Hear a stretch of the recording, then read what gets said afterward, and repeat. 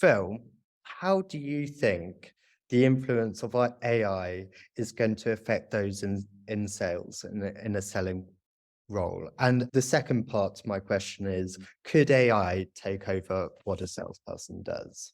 Thank you, Will. And I was going to throw that question back at you as well, but I won't. I'll give it an answer. I mean, I think that sales is approaching a kind of new frontier in many ways, and I think traditionally we've seen the kind of sales systems and tools that are supporting the salesperson very much being designed. I'm talking here about CRM and other tools, designed to serve management. And and salespeople have, seen these as a tool to actually make their life more complicated and more difficult. And I've not come across many organizations who have said to me, "Do you know something? Our CRM is wonderful. I just love spending time keying in information and data to it." And I think what's exciting about the future in terms of technology is that we're seeing that there are tools now being designed and built which put the salesperson very much at the center of their focus. So these are tools that can enable a salesperson to better predict, how much income they may be getting from their territories, or better respond to questions or about an RFP that may be issued. So no, I think we're really at an exciting point, and I think we've got kind of 2 points of view about Chat GPT. The one is that it's going to be an incredibly useful sales tool in the sense of making it much quicker for salespeople to draft emails or do research. I mean, it's quite unbelievable the power that this tool has to get data together from different sources.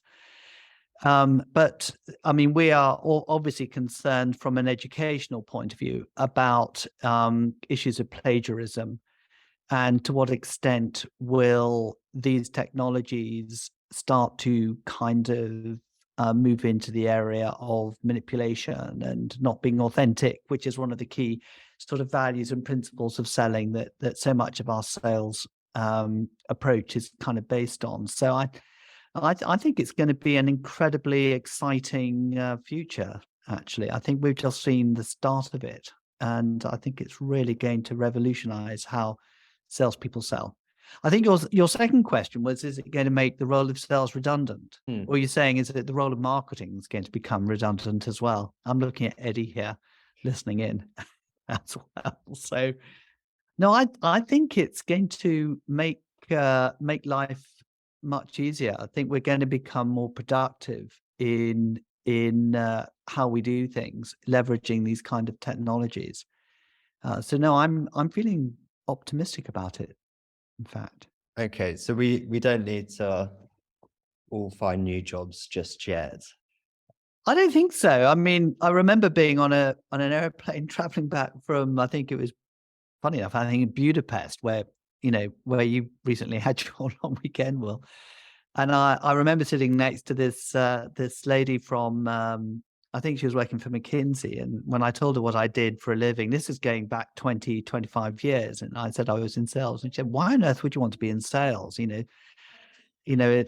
is going to become redundant soon." And so, and she was talking about the role of inside sales and taking away from field sales. So, and here we are 20 years later, still sales as a percentage of population is about 5% of a nation's population are involved in the sales kind of capacity, either in retail sales or B2B sales. So it's still a massively important area of what we do.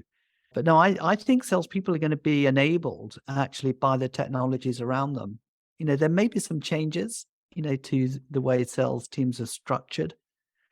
But I think that it's going to help us do more with the resources we've got. There may be some reduction of headcount. I'm not sure. I think it's still early days, really. I think it will impact on salespeople in the sense of the skills that they may need to develop, how to leverage technologies, how to look at data, how to analyze it, how to get the most out of, say, AI in order to meet customer requirements better. Because I think the expectation from customers is also going to shift.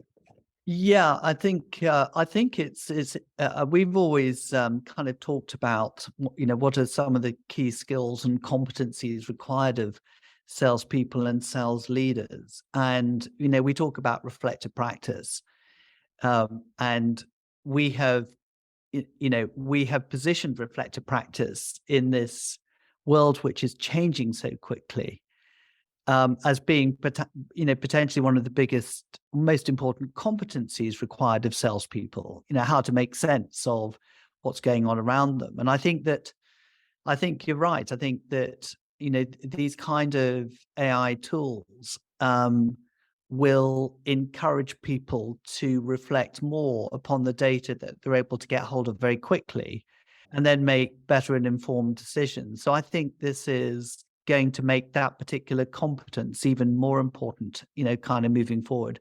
Slightly easier to do because you don't have to spend so much time researching, source material. It's at your fingertips. So you can spend more time thinking about what sense to make of it and what your response is going to be as a consequence of looking at the data. Yeah, so I think, but I think we're all at a bit of a early stage learning curve on it. So it's going to be really interesting to see how it sort of paves the way for a new future. With all the research available that growth mindset, well-being, and happiness increasing performance at work, why do you think organizations still focus primarily and sometimes solely on skills training? Yeah, so that's interesting. An interesting question. There is a lot of what's the word? Misconceptions about training that sits quite often with senior sales leaders. I think they've come through perhaps schools of training and development based on what has happened to them in the past, and that that they've been on skills training, and they've become sort of very committed to particular sales methodologies around spin, it might be, or it might be solution selling, or one of these other methodologies that are around. And so I think that a lot of the decisions about what sort of training should people undertake will come from the personal experience that sales leaders have had themselves. And that takes time, that takes time to kind of shift. And so I think that's one of the reasons that that people still focus on skills training. But I think there's also, from my experience in the academic world, is when you start to look at the research that's done by sales academics into sales practice, a lot of the frameworks that the academics themselves research tend to be more behavioral than they're more around mindset and values. And I don't think that helps either.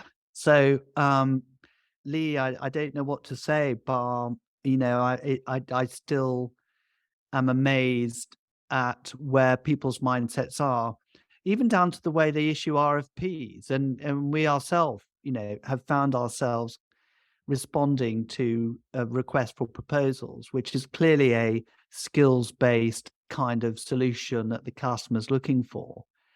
And yet every sinew in our body knows that, that unless you get the mindsets right, unless the values and belief systems are right, it doesn't really matter what you do on skills. It's not going to work. And so it's it's an education process, and it takes time, to kind of shift people's perspectives. But like I mentioned, I live in hope, that people will recognize the importance of mindset. I think we're seeing more of it in Harvard Business Reviews, seeing more and more reference to McKinsey's of this world talking about the importance of mindset And so the conversation is moving away from competencies and skills development into more, have we got the right mindset of salespeople, inside the teams? I'm a great believer that if the mindset is right, the behaviors will follow, and they will themselves develop the skills in that area. How do you recommend businesses/teams split account management and new business development? A lot of sales roles are a blend of account management, sales, then internal team management. For me, sales and account management are two different things. And those that excel at new business may not have the mindset to be an excellent account manager. That's an interesting question. Ben, thanks for that question. So I think there's been some interesting LinkedIn commentary on it as well. I can't remember on a similar question, and no matter whether you're an account manager or new business, you need to have that hunting mindset that's important for new business. And I thought that was quite an interesting take that he had. And so coming back to the first bit of your question about how do you recommend businesses teams split account management and new business development? What I've seen happen in a lot of the accounts we have is some kind of sales portfolio analysis where you start to segment. You go through a segmentation process where you start to look at the accounts on two sort of axes. One is potential to grow, and the other axis is sales volume. And then within those two axes, you're able to sort of group accounts into those accounts which have high revenue and high potential for growth.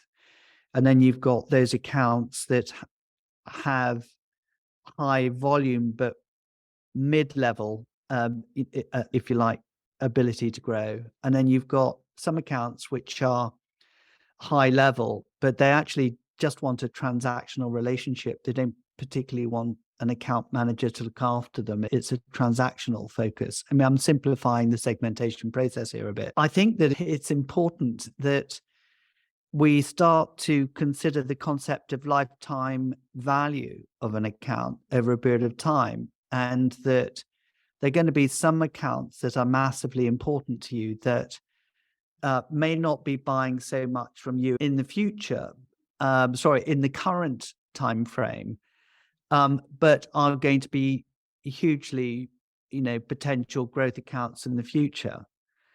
And I think that if you had this account management, new business development, if you didn't have those structures, in place, you run the risk of having a rather opportunistic approach to looking after accounts.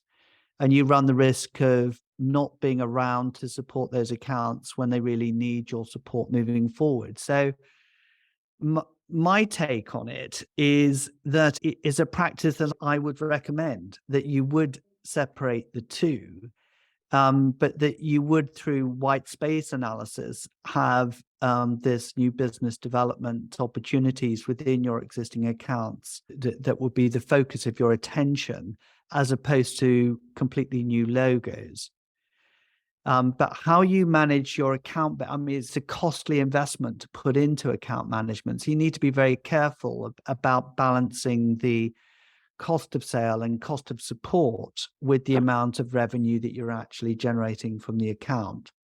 I think you may be interested in, maybe we could send it across to Ben, is we have a segmentation analysis sort of framework that may be quite helpful as well for you, Ben. Yeah. To consider how you might segment the different accounts and then how you support those accounts. So it's a bit difficult for me to explain on, sort of a matrix that. So that might be helpful as well. On your point, Nigel, I was working with Compaq before they were acquired by Hewlett Packard, and I was working with one of the Compaq account managers that was supporting Vodafone. And the Compaq account manager had done an amazing job to change the relationship with Vodafone from being pretty bad to being very good. And then when HP took over Compaq, they decided that they would put the HP account manager in as the lead on the account. And Vodafone basically told them to bugger off. You know? And it was all based on the relationship. So I think your point about, often customers have a strong point of view about the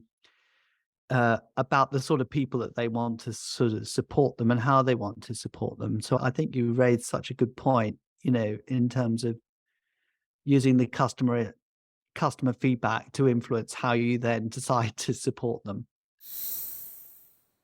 I was very unhappy that we've got this question submitted to us. What's that? That Gartner research in 2021 said that 72% of buyers want a sales rep free experience. And in 2022, Gartner research says it's now 83% that B2B buyers would prefer ordering or paying for a service through digital commerce. How, as a salesperson, should I react to this? And how does it influence in the way that I sell now? Yes, it's quite interesting. And I think if you dig deeper into that research, I think that it also shows how the age demographic is influencing some of that data. I think I think it's millennials who are much, more digital savvy, and, they prefer that kind of method perhaps of doing their own research online and not engaging with salespeople. So how as a salesperson should I react to this? And I think that it's not altogether kind of negative in a sense. If it's possible for buyers to buy solutions without having to engage with salespeople, I would have thought that, that's not a bad thing, because you're meeting the needs of those buyers through a particular type of channel, which means that the sellers can spend more time, perhaps more quality time, focused on customers who do want that interaction, who do want those kind of relationships. I think what's interesting is that in a world, and we've talked about this quite a bit in the past, in the world that's changing very quickly, buyers don't always have the answers. And the only way they're going to find answers to particular problems that they have is through a heightened sense of collaboration, and both with people from within inside their own companies, but also with suppliers and partners. And this is where I think the role of salespeople is going to sort of develop much more strongly, sort of moving into the future. That the kind of skills that are going to be required of salespeople, given that there may be fewer opportunities, are going to be the more complex skills of problem solving, collaboration, co-creation. So yeah, I think as a salesperson, how should you react to this? I think that salespeople, need to kind of read the tea leaves. They need to look for ways of adding more value to the conversations that they have with customers. They perhaps need to be slightly more, the word that's being used is disruptive. They perhaps need to be more proactively creative in the way that they suggest ideas to customers before they start thinking of finding solutions to problems themselves. So I think it's going to mean that sales are going to have to work harder, to earn their bonuses and their commission, because they're going to have to add a degree of sort of intellectual acumen to the way in which they go about selling, and not just wait for the orders to come in, but actually to go out there and find them and make things happen. But I think those that do crack that particular code are going to be enormously successful. It is interesting. And McKinsey came out with some interesting insight into what is the sort of how customer expectations are changing, and therefore what are the skill sets required for salespeople. Yeah. And we've actually, recently we did a podcast on that, and it's interesting because customers' expectations are as such that they expect a salesperson to be a fantastic kind of problem solver and also, have information to hand at their fingertips, because they're already coming into the conversation with a degree of knowledge around what it is you do. Mhm. And so all of these kind of elements, I think, add to the the competency levels or what is expected for a salesperson. And I think that's going to become more and more complex and more specialized, perhaps. Maybe you can comment on where do the most successful sales practitioners spend their time, and what kind of activities do they um, what are the most high value activities that a salesperson can do if there's only a set amount of time that we all experience? How should they be structuring or prioritizing their time? I mean, there's some quite interesting research done around, where do star sales leaders spend their time versus those that don't reach targets, or sort of don't perform quite as well, with their team. So if we start by just looking at the leadership kind of angle first, then the kind of areas that star leaders tend to spend more time than average sales leaders is going to be around strategizing, territory planning, territory management, making sure that the plans are properly in place. They'll spend much more time working with their salespeople in early sales cycle opportunities, and not just be there for salespeople at the when deals are due to be closed.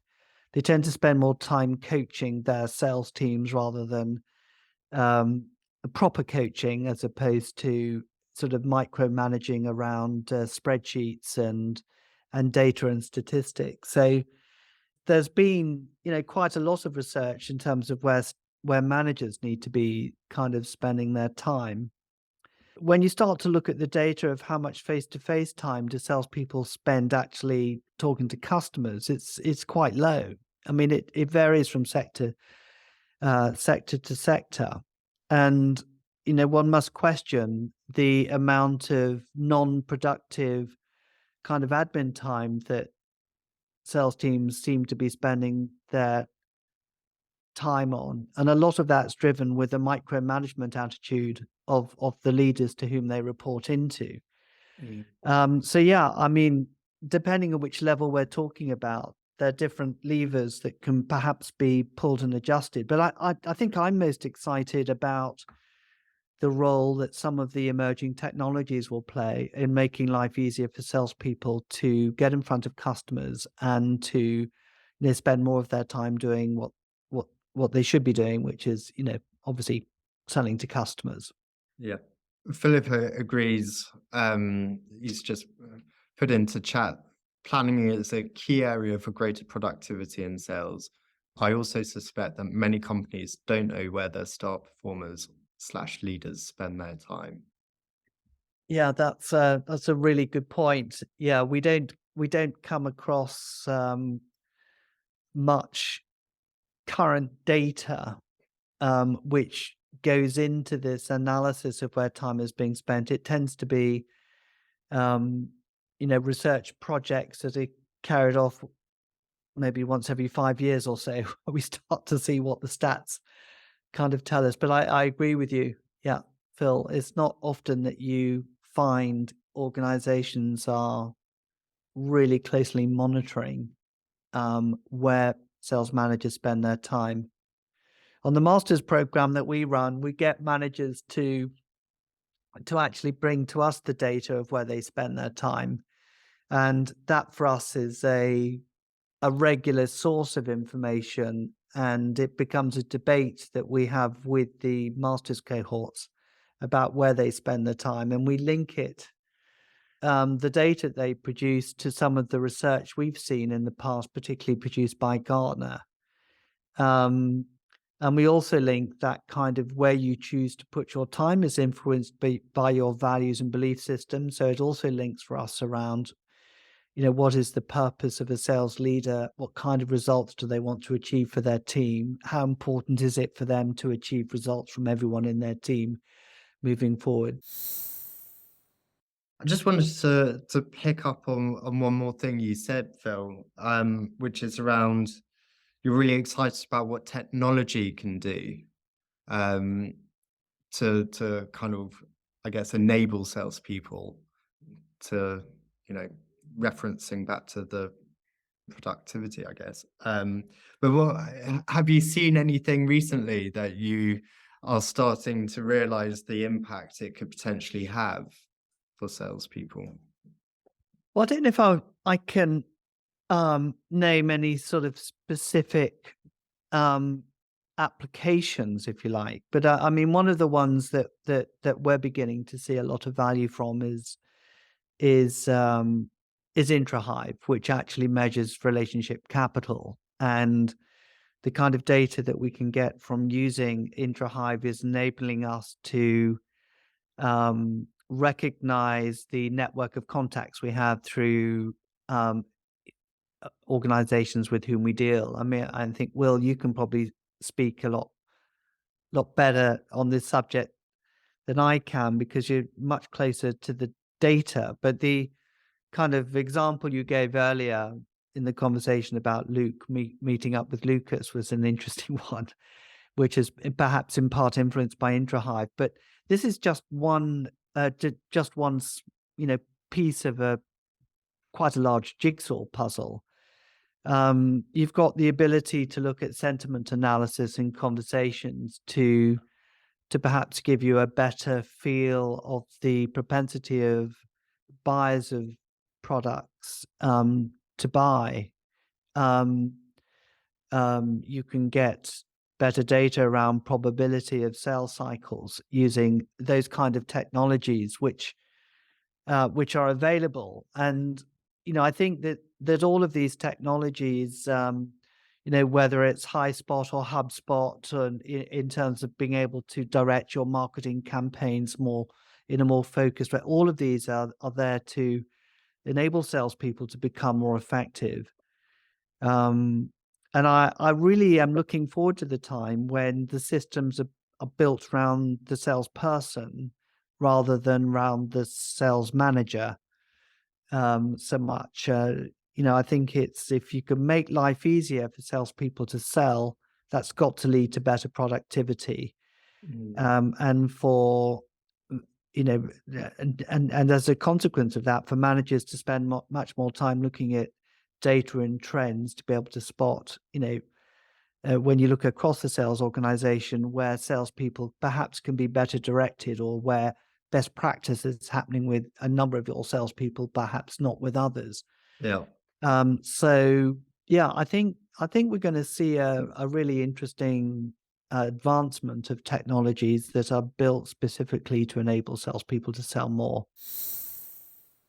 So if I can cast your mind back to the last AMA when you were talking about the mindset work that is transforming the performance of the England cricket team. Oh, great. Talking about cricket. Yeah. And in particular, the value in mindset change for sports people and how it's easy to detect. Individuals and teams win much more frequently when they lose when they have the right mindset. So are we safe in promising sales leaders that sales transformation based on mindset change will result in more deals and fewer losses? Yeah, I think the great thing about sport is the fact you can see it sort of happening in front of you. It's so obvious where you've got, the same set of players playing under a new coach or a new manager, and, they're achieving sort of very, very different results. And, that's not a skill issue or a competence issue. That's down to, I guess, strategy in part. We're going to play this style of game, a mindset, and the mindset you know, is one that's also supported with something we've spoken about before on these AMAs. I think it's about the psychological safety, allowing people the space to know that if you are playing to this plan and you're out there to play an expansive style of cricket, it's okay if you get out first ball. It's okay. We expect that will happen. And so genuinely, allowing or creating that sense of, look, we're playing to this game plan. We hope you can score 150 runs, but you might not. um, Everyone's in it together, and we know what we're trying to do, and we've seen that in the transformative sort of cricket team that we spoke about before. I know from the work that we have done on mindsets with control groups in sales that the same applies.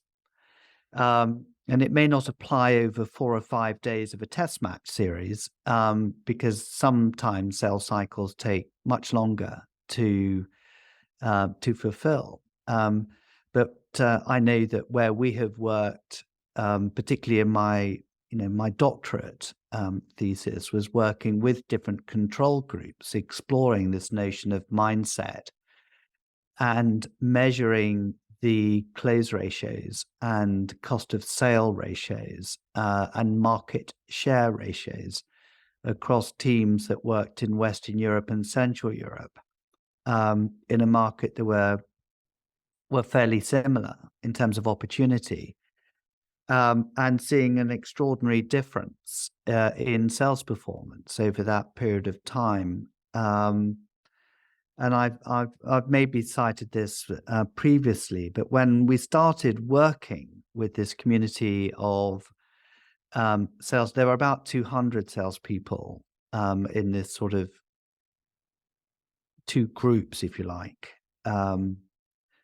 And the close ratios at the time were something like 1 in 15 for winning winning sort of reasonably sized deals, some very large. And by the time that we finished the program after 2.5 years, and this is published, this is published evidence and so on. The close ratios were 72%, and we contrasted it with the other control group where we hadn't done any intervention around mindset, and we simply sort of tracked their performance as business as usual. And they did improve their win ratios, from 1 in 15. They ended up with a ratio of 33% at the end of the 2.5 years. So from a control grouping point of view, it was an absolute test that mindsets can really impact performance. And for me, it completely changed the way that we started to approach the way we develop salespeople, and we develop managers as well. It's much easier, I think, to deal with a sales team where the mindsets are in the right place, but perhaps where the skill sets aren't where you want them to be, because it's much easier to work on developing skills and competence than it is changing someone's mindset. So I'd much rather get the mindsets in place as the sort of foundation block of any improvement that you might want to make in the selling organization, knowing that, if heads are in the right space, then you can do amazing things with people. Rather than those organizations which have incredibly competent people, but they're just demotivated, and there's this toxic culture that kind of exists that stops them from thriving. But we've seen many instances of managers going in, inheriting a group of people who have had brilliant results, and using a different type of management approach, completely transforming the team performance. So we have many examples of managers who've made this kind of dramatic transformation built around mindsets. And I think a lot of it is about growth mindset. Some people, they won't change, and they have a fixed mindset as opposed to growth. So growth mindset is incredibly important. But then it's also working on the specific sales mindsets that we, very close to our hearts here at Consalia, that we know will produce results. I know in sales we've always talked about value, based selling.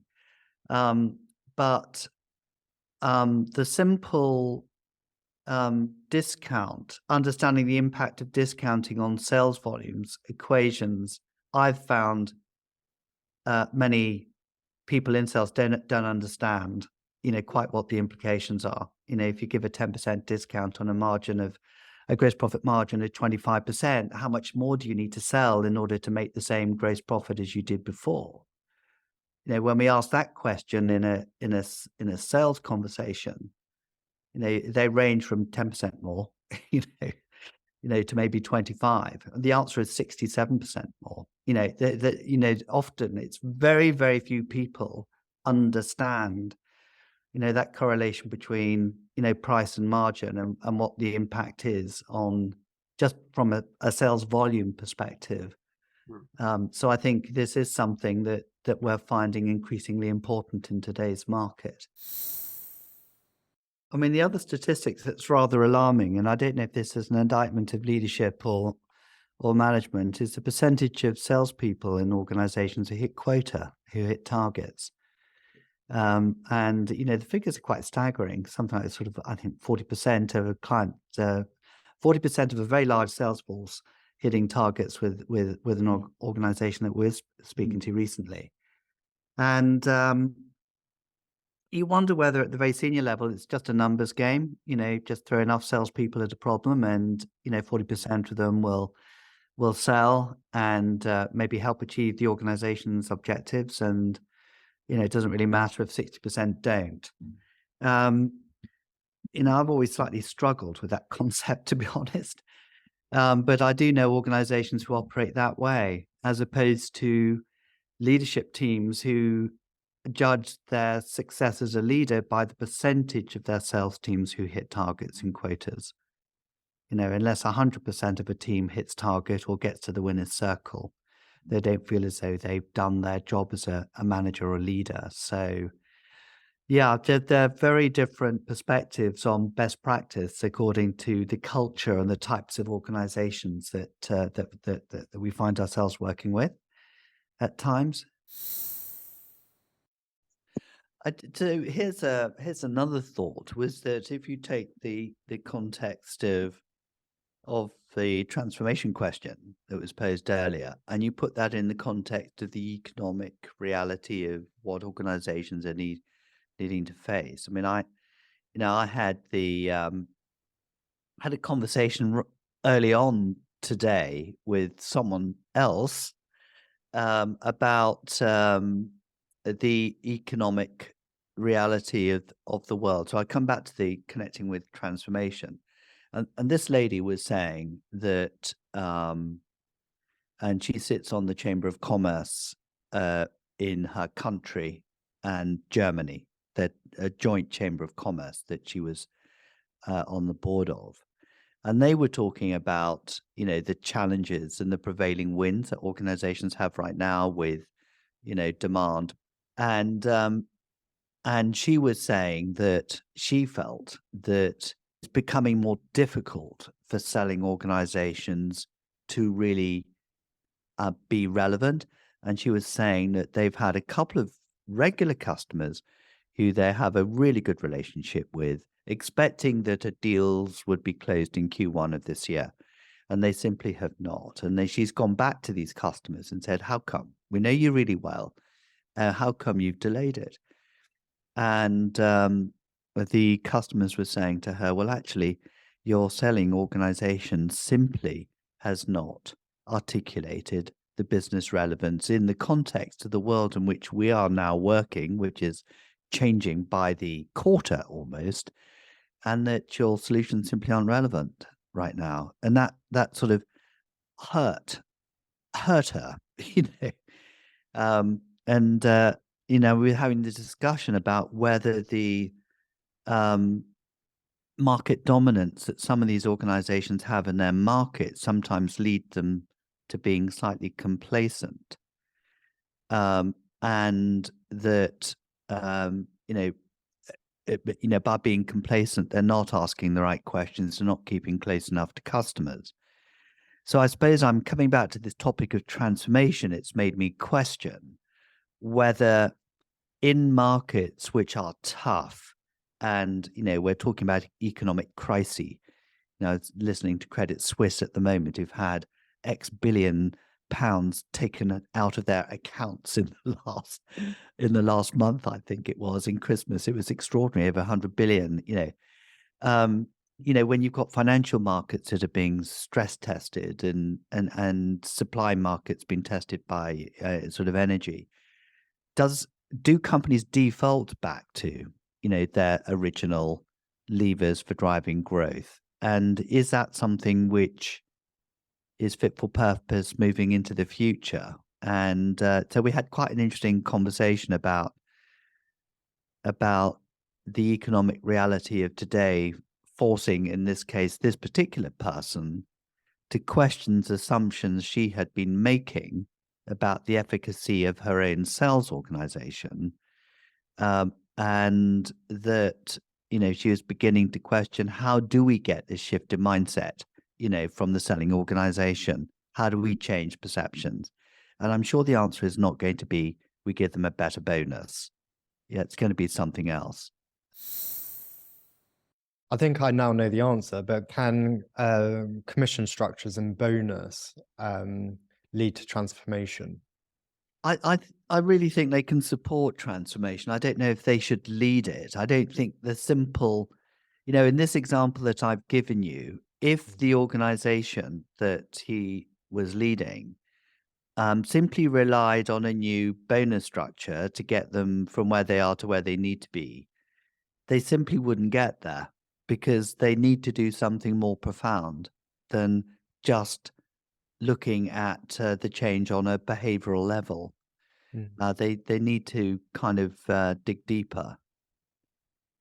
I was quite interested. Again, we meet some fascinating people on the podcasts that we run, and the last, I think, one of the podcasts we did was around the strategic narrative, and I really enjoyed the conversation with Andy Raskin, who was talking about changing the art of conversation at the point of sale, and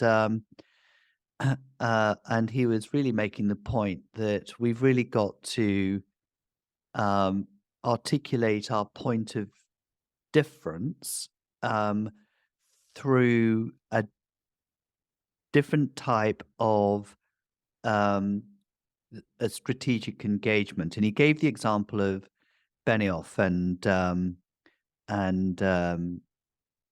Salesforce, and he was using as an example that when Salesforce sort of entered the market, he didn't come in trying to compete one CRM system against another. He came in saying that, why would you on earth wouldn't you want to do a cloud-based solution rather than sort of an on-premise solution? Because this is the way the world is going, and you don't want to be left behind. And so the narrative that you have, the way in which you sell that particular story, is potentially a mindset shift, because you are not moving away from on-premise licensing features, advantages, benefits to a completely new way of doing business. And so for organizations having to make, that was an example of what I would describe as transformation, because it's going deeper than just leveraging, financial models to sell more. I just want to come back to the management angle to begin with, because I think so many of these issues are not just with the mindset of the selling organization, but the mindset of the manager. And we have got examples of some of our students who have inherited poor performing sales teams selling in a market which is tough, and where the performance across all of the salespeople have not only exceeded target, but exceeded target by a percentage that enables those salespeople to go to winner's circle. This has been achieved, and this may be part of the answer, that we could talk about in terms of this proof of concept. This has been achieved by a sales leader who has an absolute passion about the way that they want to be recognized as a leader. So they want to be recognized as a leader, not just by getting one person in the team hitting the sales targets to achieve his overall team target, but every single person in the team doing the same. So they do not regard themselves as a great leader unless all the people cross the line. And hopefully some of those people crossing the line extraordinarily well. So I think a lot of it starts with the vision of the sales leader. And then I think it's linked to a topic that I know, Ian, that you're really passionate about, which is coaching. And it's actually looking at how it's having a frame of mind and a mindset driven around recognizing people's potential, and then having a powerful coaching concept, methodology, in order to coach the individuals through all of the different activities needed to maximize sales performance. So this combination of a personal vision coupled with coaching support and ability are two incredibly important factors at a management level. And then I think you mentioned, Ian, the research that we've done around selling mindsets. We've seen some extraordinary improvements in performance by salespeople adopting the 4 winning mindsets as we've defined it. And over a period of time, depending on the sales cycle of the client, producing extraordinary performance, whether it's in a quarter or whether it's over a 2-year period. Yes, I mean, we would obviously recommend a culture in a sales organization that's built around the 4 differentiating mindsets of authenticity, client centricity, proactive creativity, and tactful audacity, coupled with a manager who has a vision to really want every single person in the team to perform well with exceptional coaching skills. I think that combination is an ideal combination to maximize performance and hopefully increase the stats in favor of 100% of salespeople meeting quota. So yes, we have got evidence. We have got published case studies to that effect. It's interesting. When things aren't going well, you said you tend to go down to the sort of, what's the root cause of, why is it that we're not actually hitting targets? And so in the absence of results, you can't look at results. You simply got to look at, well, what is the team doing?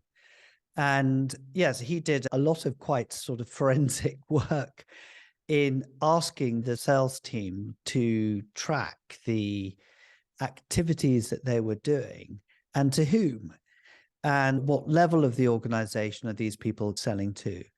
What kind of discussions are going on with the people that they have been meeting? And what were the outcomes of those discussions? So his conversations were very much based on, what did you do? Who did you do it with? And what was the outcome? So there were just 3 simple things that he asked each of the salespeople day in, week out, in order to understand the correlation between activity and result. So he wasn't interested in results. Well, results weren't there.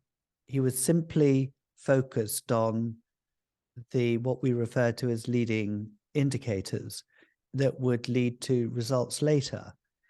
So this kind of analysis of activity was another, thanks for raising the question, Will, or the point, was another factor that he looked at, because it linked very much with coaching. How do you know how to coach people when you don't have a deep understanding of what it is that they do?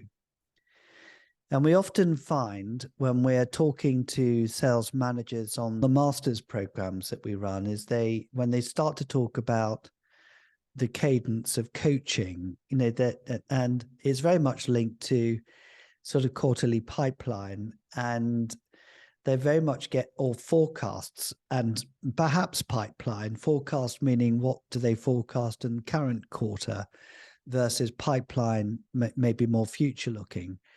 But it's quite clear that the majority of conversations that take place is around what we would call lagging indicators. And I think this is a big mistake and leads to the fact that people lose sight of what it is they need to do to generate results.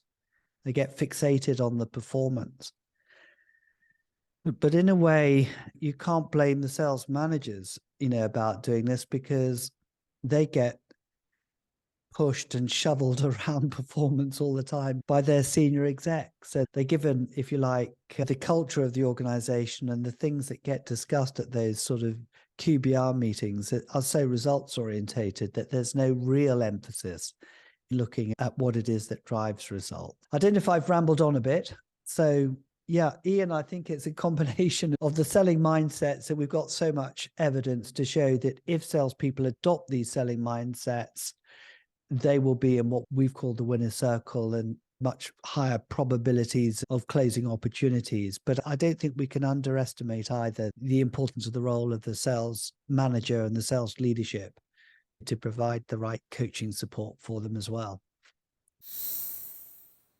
I remember we had one of the stories that I really love is we had a group of managers going on the sales transformation masters program, and one of the managers, he was based in Colombia, and he was confronted with a big challenge. He worked for Sony Mobile. Of course, they had a huge amount of competition from the other handset suppliers, and the regulators in Colombia were trying to block the sale of smartphones because they felt that economically it wasn't good for the country. And they wanted to make the accessibility of smartphones more, the lower end handsets, so that more of the population could buy them. And this would have had a disastrous effect on the Sony market share. And so what he did, and this happened within a 3-month period, was he adopted the proactive creativity and tactful audacity mindset. And he went back to the regulators and he challenged them on the logic of the regulations that they were about to implement throughout the country. It took a lot of courage to be able to go to the regulators and say, hang on, I think you may have made a mistake here. Can I have some of your time to rethink this? And he'd done a lot of work on looking at the economic ROI, and such that the regulators agreed that they wouldn't block the sale of high-end smartphones. And as these conversations were going on with Sony and the regulators, Sony preempted the fact that they would not introduce this legislation and that the market would be open for the sale of these smartphone handsets. So they stocked up, they had the stock ready, they entered the Christmas period, which is the biggest opportunity for handset sales is over the Christmas period. And the other handset manufacturers had depleted their stock of handsets, so they didn't have any stock or much less stock. And within the space of 2 or 3 months, Sony increased their market share in Colombia from something like 8 to 17%. And this was done based on taking those mindsets that we know so much about of tactful audacity and proactive creativity and implementing it in a sales approach. But I love this story because of its innovation, inventiveness, courage, and of course, business impact was amazing. Yeah, and of course, it's been published in the Journal of Sales Transformation.